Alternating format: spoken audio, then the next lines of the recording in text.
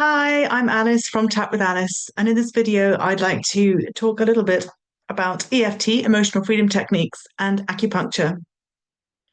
So, EFT, or emotional freedom techniques, is a method of tapping on acupuncture points whilst talking about a problem.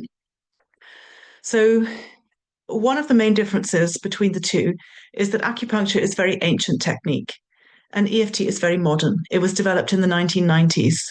And it was a westernized concept taken from parts of the acupuncture model, whereas acupuncture is extremely ancient, tried and tested method that's been used in China for thousands of years. In EFT, we do use the same points as in acupuncture, some of the same points, but we're not using needles. We're using our fingers to tap.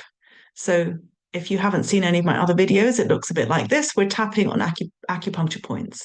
And these are points that could be used with an acupuncture needle in an acupuncture session.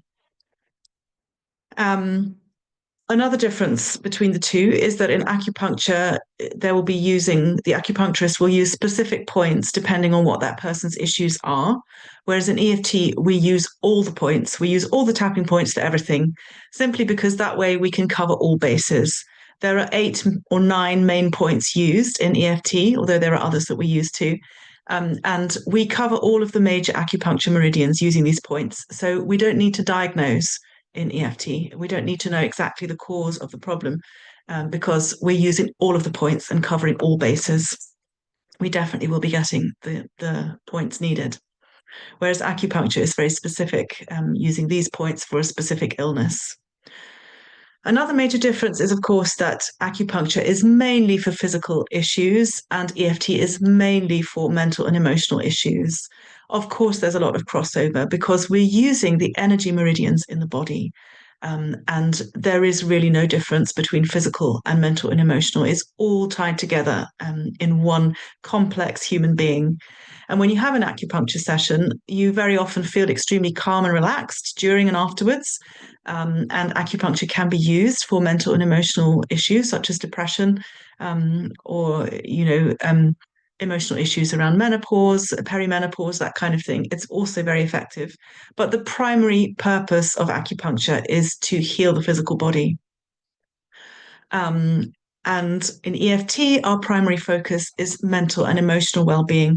But with EFT, we can also use it for physical issues such as pain management or to boost your immune system or various physical health issues.